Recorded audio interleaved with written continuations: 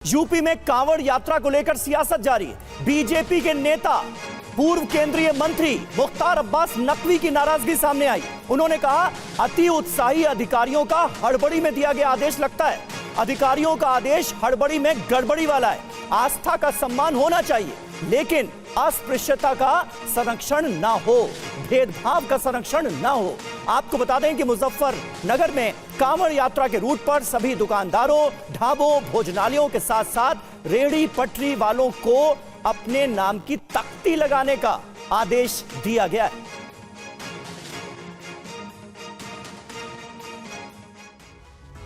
और पूरे मामले पर मुजफ्फरनगर के अब ढाबा मालिकों ने सवाल भी खड़े कर दिए हैं। आरोप उनका यह है कि पुलिस ने उन्हें मुस्लिम कर्मचारियों को फिलहाल हटाने के आदेश दे दिए।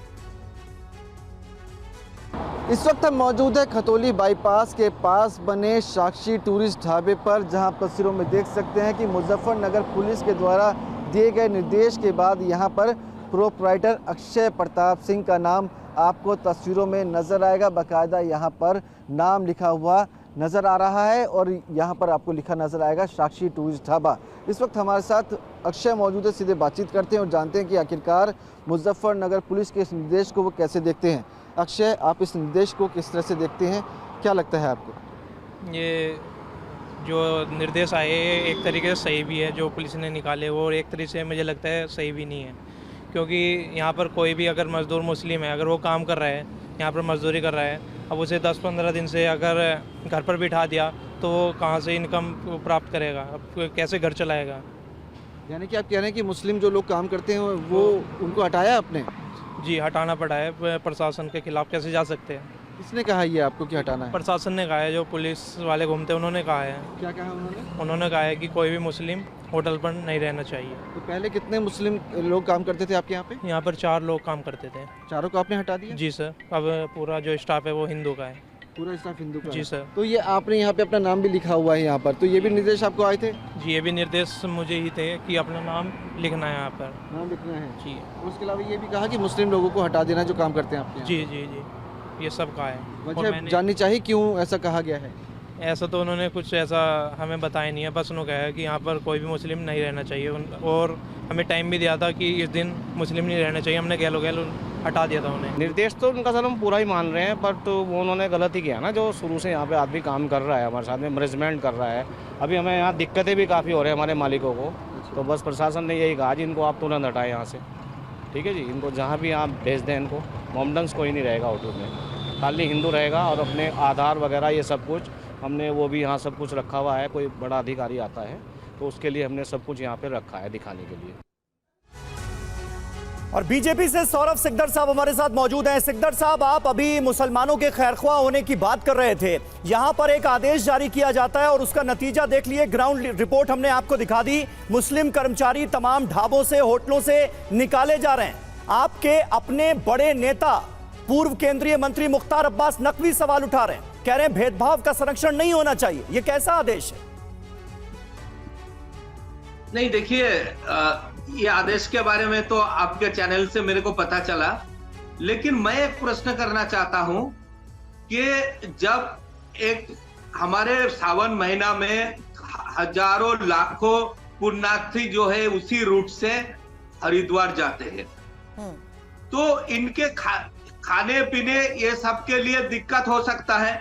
कैसी दिक्कत? और ये आपको पता है कि इस टाइम पे सर्टेन कुछ रिचुअल्स मानना होता है। मैं ये बोल रहा हूं, अजमेर शरीफ में, दिल्ली के निजामुद्दीन में कोई हिंदू का दुकान है क्या वहां?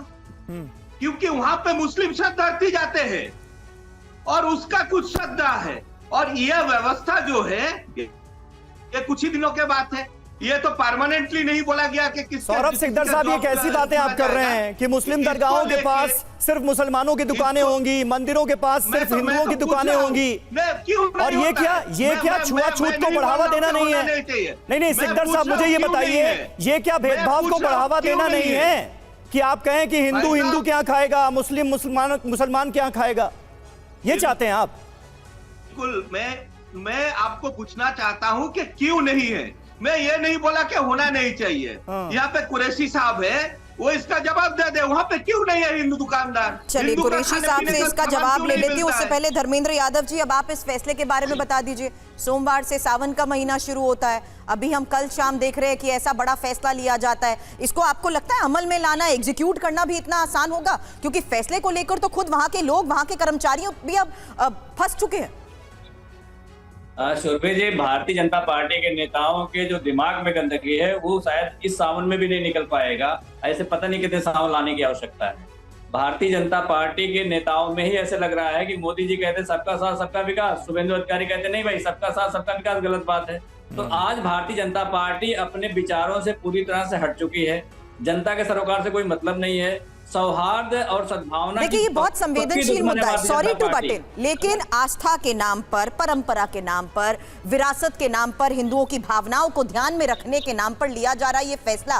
क्या आपको लगता है आम लोग इसकी चपेट में आ गए हैं, या उनके लिए इतनी वल्नरेबल सिचुएशन हो चुकी है कि हम आस्था और धर्म को जोड़ते हुए जिस तरीके से फैसले ले रहे हैं उसमें लोग ही अब यहां फंसते नजर आ रहे हैं? शोरबे जी, दुनिया का कोई भी धर्म ऐसा नहीं है जो मानवता को मारता हो, मानवता को शर्मसार करता हो, मानवता को ह्यूमिलेट करता हो। भारतीय जनता पार्टी का ये जो फैसला है, आप मुझे बता दीजिए, अगर कोई मुस्लिम केला बेच रहा है तो केले का कोई धर्म हो जाएगा क्या? कोई सेब अगर खिला रहा है किसी कांवड़ यात्री को तो क्या उसका कोई धर्म हो जाता है क्या? उसमें क्या दिक्कत आ जाती है मुझे बता दीजिए। हमारा थोड़ा हाथ सा आपका एक मिनट का टाइम लूंगा भाई साहब। शरीर में आप एक मिनट, एक मिनट सिकदर साहब, एक मिनट का एक मिनट, अरे सिकदर साहब एक मिनट रुकिए, और भी मेहमान है ना, और भी मेहमान है। आप तो कह रहे हैं कि आपको टीवी 9 देखकर पता चला कि यूपी सरकार ने ये फैसला भी लिया है।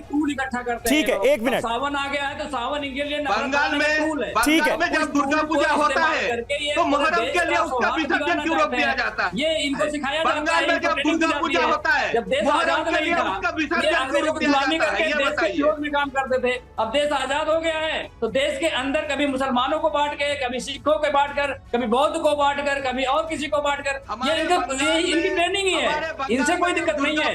इस देश ने अयोध्या के चुनाव से मैसेज दिया, आपका जो धार्मिक ध्रुवीकरण है, जो सौहार्द बिगाड़ने की नीति है आपकी, जो आपकी नीयत है वो नहीं चलेगी। अयोध्या में लोगों ने थप्पड़ मारा आपको, ठीक है, वोट दिया पर आपको समझ में नहीं आया। प्रयागराज में आपको थप्पड़ मारा जनता ने। ठीक है, एक एक करके ऐसे किसी की आवाज नहीं जाएगी। एक मिनट, आपस में लड़िए मत, आपस में लड़िए मत।